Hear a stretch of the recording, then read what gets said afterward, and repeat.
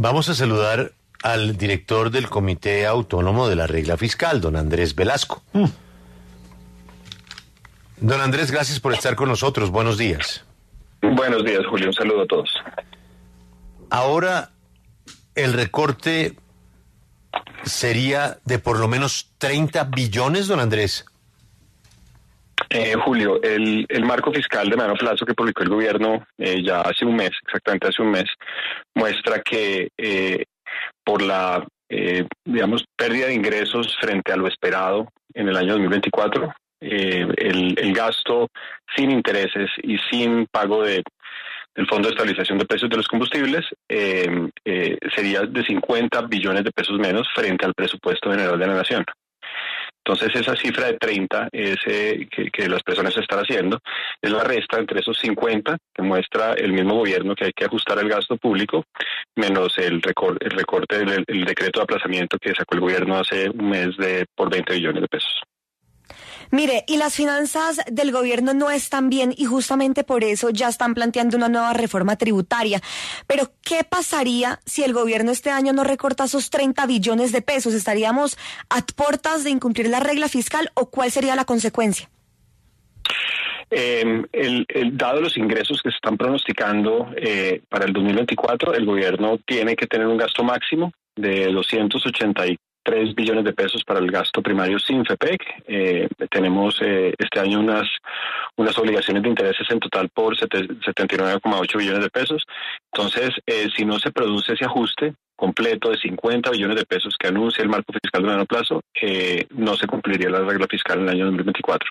En adición a eso, el Comité Autónomo ha señalado que en el segundo semestre del año pueden haber sorpresas negativas respecto a los ingresos tributarios, en particular unos recursos que se esperan por gestión de la DIAN que podrían no llegar, y unos recursos del impuesto de renta de personas naturales que recordemos que se paga en el segundo semestre del año.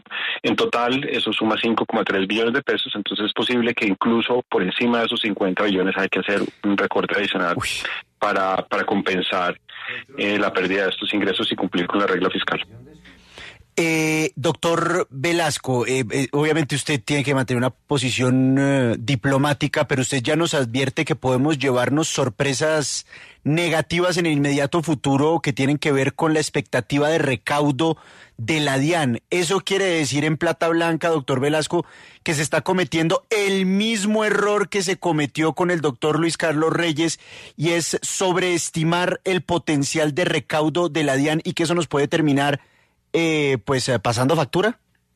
En este caso, lo que observamos es que hay unos recursos en riesgo.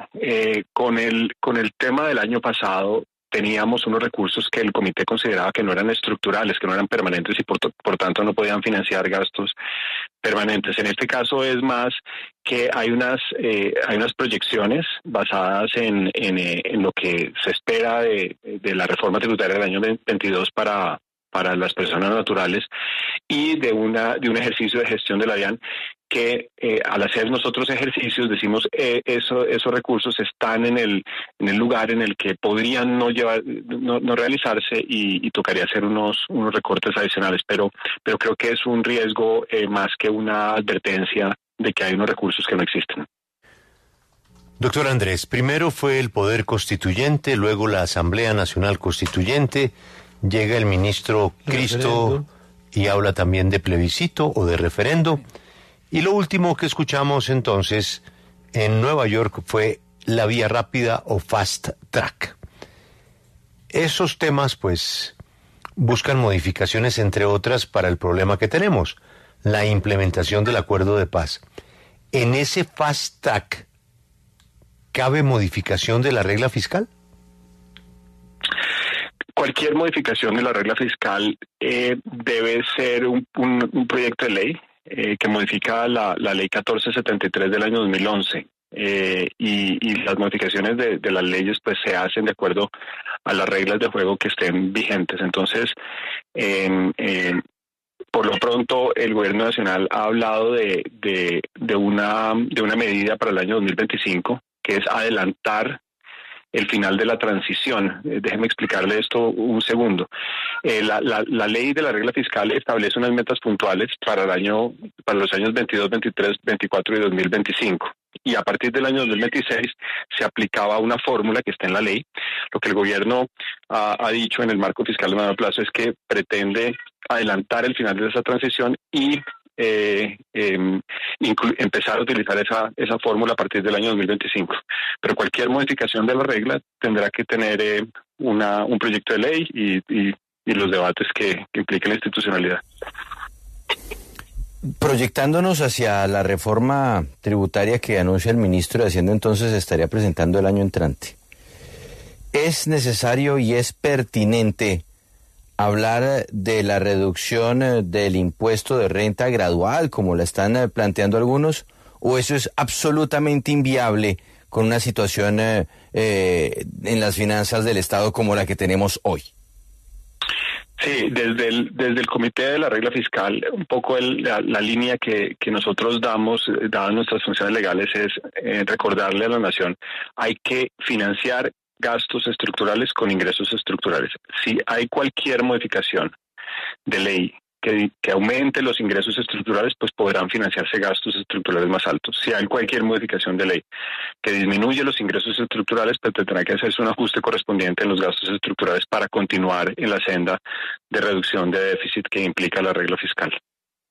Es decir, en línea con eso que usted acaba de mencionar, la única solución si el gobierno nacional no recorta más recursos es efectivamente hacer una nueva reforma tributaria en el que puedan recaudar muchos más impuestos, tanto de lo que usted ahorita está diciéndonos, más o menos 30 billones de pesos, si le entiendo bien. Pues en el año 2025 el gobierno nacional tiene en su marco fiscal de mediano plazo ingresos totales por 312 billones de pesos. Y con eso logra financiar, según el marco fiscal, un gasto total de 403 billones de pesos, produciendo un déficit de 91 billones de pesos en total. El comité lo que ha dicho es, mire, en el año 2025 a nosotros las cuentas nos dan que podrían estar en riesgo más o menos 11,5 billones de pesos que sería necesario recortar en adición. ¿En adición a qué? En adición a lo que estaba programado en el marco fiscal de mediano plazo del año 2023, que eran 42 billones de pesos más. Entonces, en cuentas claras, si el gobierno nacional produce una reforma que representa mayores ingresos estructurales, pues podría gastar un poco más de los 313 billones de pesos de gasto primario sin FP que está programado en el marco. Si no, pues tendría que ajustarse a ese número en la programación del presupuesto anual de la nación para cumplir con la regla fiscal. Doctor Velasco, ayúdenos un poquito a entender para quienes no somos economistas. El marco fiscal de mediano plazo es un poco la hoja de ruta que miran los economistas, que miran los inversionistas afuera, que miran las calificadoras de riesgo, etcétera. Pero usted hace unas preguntas muy válidas sobre ese marco que presentó el Ministerio de Hacienda. Me da la impresión, doctor Velasco, que para usted se hicieron un poquito cuentas alegres en esa hoja de ruta, en ese marco fiscal, es decir, ¿faltó pragmatismo a la hora de elaborar ese documento? Yo creo que son 4 los puntos del comité en su pronunciamiento frente al marco fiscal. El primero es que la regla se cumplió en el 23 y que la deuda quedó en 53,8% del PIB, y eso, pues digamos, es una noticia positiva. La deuda cayó más de lo esperado. En fin, ese es el año 2023. Para el año 2024 lo que observamos es el gobierno hizo nuevamente sus cuentas y el gobierno mismo puso en sus cuentas que los ingresos venían más bajos de lo que esperaba inicialmente en el presupuesto de la nación. ¿Cuánto más bajos? Más de 50 billones de pesos, y entonces conforme a eso muestra un ajuste de gasto de 50 billones de pesos, que hace falta que se perfeccione en el año 2024 y que tendría unos riesgos adicionales por 5.3 billones de pesos. Entonces, lo que estamos esperando nosotros es que el gobierno consolide ese ajuste fiscal en el año 2024 por 50 billones de pesos en total, más cualquier sorpresa que aparezca en el segundo semestre para cumplir con la regla, y llevar la deuda este año, a finales de este año, a 55. Para el año 2025, el gobierno también corrigió su expectativa de ingresos y conforme a eso corrigió su expectativa de gastos en 42 billones de pesos. Entonces, lo importante aquí es que el gobierno en el 2025, en el presupuesto de la Nación, programe un presupuesto de la Nación consistente con ese ajuste fiscal. Si el gobierno planea hacer reformas tributarias que tienen ingresos estructurales adicionales para el 25, pues podrá revisarse esa cifra de gasto hacia arriba. Pero si el gobierno, en contrario, plantea una reforma que disminuye sus ingresos, pues tendrá que ajustar adicionalmente. Y ese es el tercer comentario, que es el del año 2025. El cuarto comentario que hizo el comité es: observamos que hay una relación entre las tasas de interés que el gobierno está pagando y el crecimiento de la economía. Y observamos que las tasas de interés son más altas que el crecimiento de la economía. Y en esas circunstancias, el gobierno, para estabilizar la deuda en 55% del PIB, tiene que hacer un esfuerzo más grande, incluso que el que la regla le pide, en los próximos 3 años, para poder estabilizar la deuda en 55% del PIB.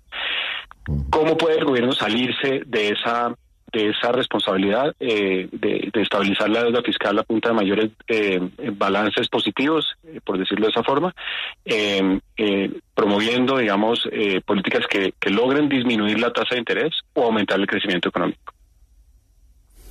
Doctor Velasco, se está perdiendo tiempo a la hora de el desmonte de los subsidios a la CPM. Si se llegara a avanzar en el desmonte de este subsidio, ¿se conseguiría un ahorro importante que le ayude a cuadrar caja al gobierno? El déficit del FEPEC pasó de 36 billones en el 22 a 20 billones en el 2023. Eso es lo que estamos pagando este año. Del 2023, 20 billones. Y nuestros cálculos dan que en el 2025 tendremos que pagar 7.2, 7.5 billones de pesos que se están causando este año. ¿Por qué 7 billones? Porque tenemos un superávit en la gasolina. Cada vez que los colombianos vamos a una bomba de gasolina y tanqueamos, estamos pagando más o menos 2.000 pesos, entre 1.500 y 2.000 pesos más por galón de la referencia internacional.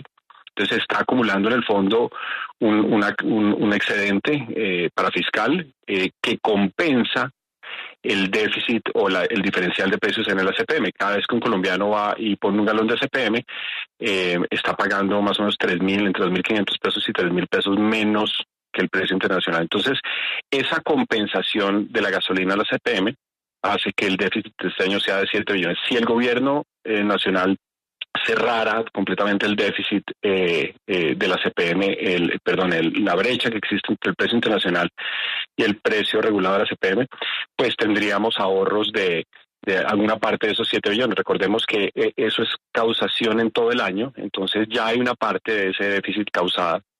Y la expectativa que tenemos desde el Comité Autónomo de la Regla Fiscal es que el gobierno continúe, digamos, con una política de corregir esas brechas entre los precios internacionales y los precios regulados para no generar esas erogaciones que fueron en su momento muy importantes y que siguen siendo pues muy relevantes. 7,2 billones de pesos es un monto importante todavía. Esta es la W y él es el director del Comité Autónomo de la Regla Fiscal, columna vertebral del futuro de nuestra economía. Don Andrés Velasco, feliz mañana. Muchas gracias, Julio. Un saludo a todos.